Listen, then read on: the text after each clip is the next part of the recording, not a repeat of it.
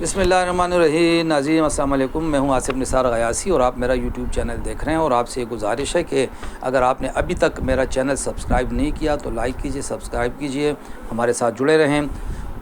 Pukhtun तहफ़्फ़ुज़ movement, जिसको हम PTM के नाम से जानते हैं, वो उस पर पाबंदी लग चुकी है। ये पाकिस्तान की उन चंद तंजीमों में शामिल हो गई है जिस पे बाज़ाब्ता तौर पे पाबंदी लगा दी गई है।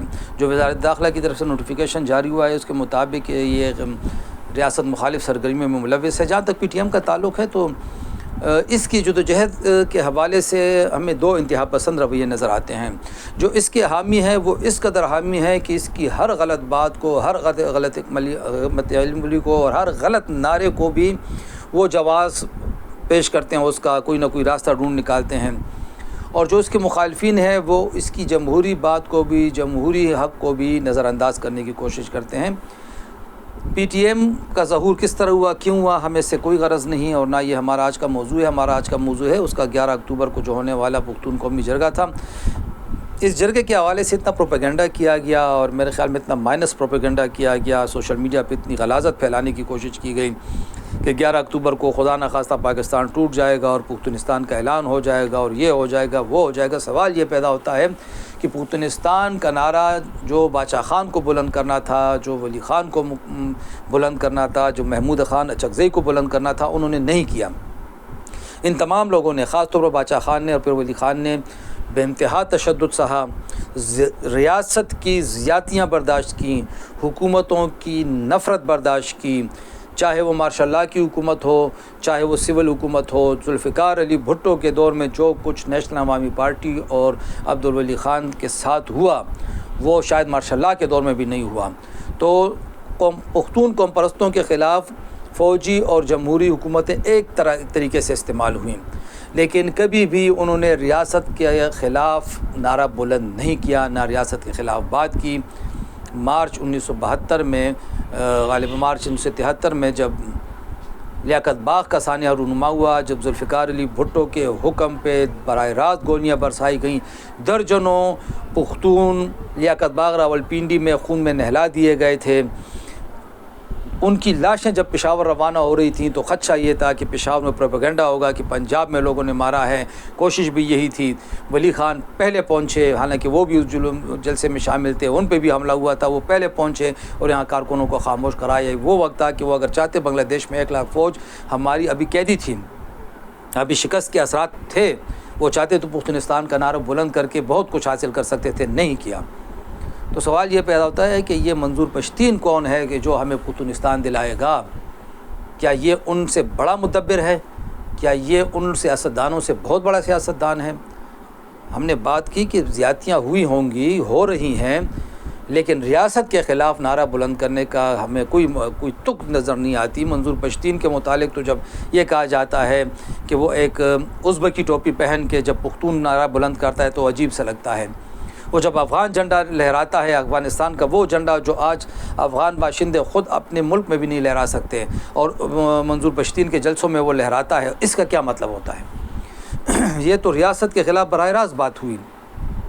गैर मुल्क का झंडा क्यों हमारे सियासी जलसों में इस्तेमाल हो रहा है, किस हैसियत में इस्तेमाल हो रहा है, उससे हम अपने नौजवानों को क्या पैगाम दे रहे हैं? ये बहुत सारी चीज़ें थी जिसने मेरे ख़्याल में अब रियासत को मजबूर किया, क्योंकि एक तासुर ये फैल रहा था, ये चीज़ एक ये आ रही थी मंजूर पश्तीन के हवाले से कि ये इस्टेब्लिशमेंट के साथ फ्रेंडली खेल खेलने में मसरूफ़ हैं। क्योंकि जो इनके मुखालिफिन हैं उनका ये कहना है कि मंजूर पश्तीन की ना गिरफ़्तारी होती है, ना इनके जलसे उल्टाए जाते हैं, ना इनके जलसों पे पाबंदी लगती है, ना इनके जलसों के लिए कुछ और होता है। जिस तरह का रवैया PTI के साथ इख्तियार रखा जा रहा है उसका तो अशर अशीरी भी PTM के साथ रवा नहीं रखा जा रहा।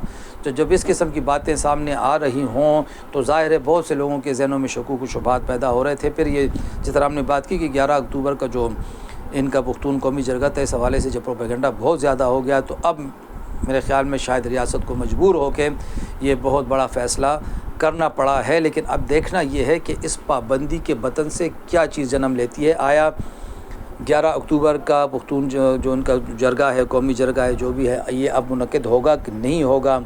क्या ये पाबंदी बरकरार रह सकेगी?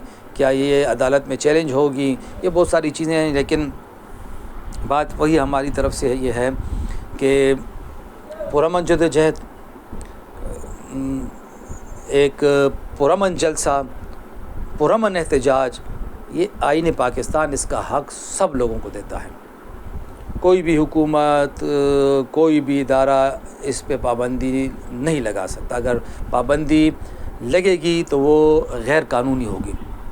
اب سوال یہ پیدا ہوتا ہے کہ پی ٹی ایم کے جلسے پہ یہ کیوں پابندی اس دفعہ لگائی جا رہی ہے؟ اس سے پہلے تو ان کے جلسوں پہ کبھی پابندی نہیں لگی۔ تو غالباً ریاست کو بھی کچھ اطلاعات ملی ہوں گی، اور غالباً اب ریاست نے فیصلہ کر لیا ہے کہ انف از انف۔ یہ جو موجودہ اسٹیبلشمنٹ ہے یہ بہت سے معاملات میں ایک واضح موقف لیتی دکھائی دیتی ہے، اور شاید اسی لیے اب پی ٹی ایم کے لیے بھی اب جو ہم کہہ سکتے ہیں نا کہ امکانات جو ہیں وہ محدود کیے جا رہے ہیں۔ وہ جو ایک مادر پدر آزادی ملی ہوئی تھی، شاید وہ ختم ہونے کا وقت آ گیا ہے۔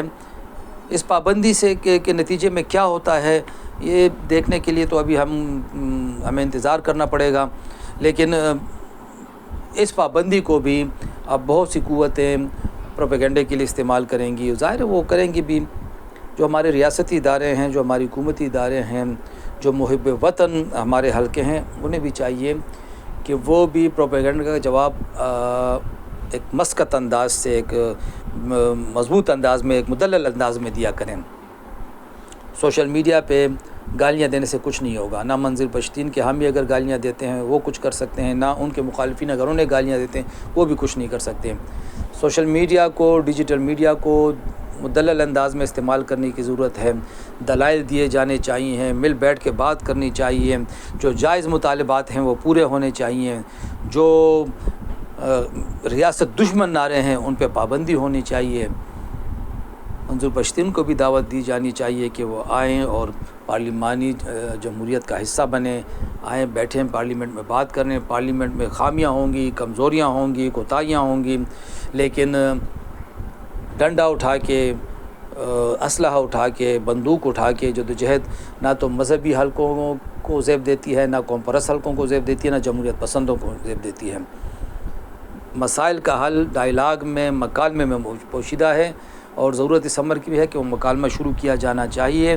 بہرحال یہ پابندی اس لیے اہم ہے کہ پی ٹی ایم کے حوالے سے جو ایک تاثر تھا کہ اسٹیبلشمنٹ نرم گوشہ رکھتی ہے، اب اسٹیبلشمنٹ نے کسی حد تک اس تاثر کو دور کرنے کی کوشش کی ہے اس پابندی کی صورت میں، اور دیکھنا یہ ہے کہ اس پابندی کے ثمرات سے یا اس کے مضمرات سے نمٹنے کے لیے جو کلعدم پی ٹی ایم ہے، اس کو ہم فی الوقت کلعدم پی ٹی ایم ہی کہہ سکتے ہیں، وہ کیا پالیسی اختیار کرتی ہے، کوئی نیا نام لاتی ہے، کوئی اور پلیٹ فارم اختیار کرتی ہے، راستہ کیا تلاش کرتی ہے۔ بہرحال امن کے نام پر جدوجہد شروع کی گئی تھی وہ پرامن ہی رہنی چاہیے، اور پرامن جدوجہد ہی اس صوبے، پختون قوم اور پوری پاکستانی قوم کے حق میں ہے۔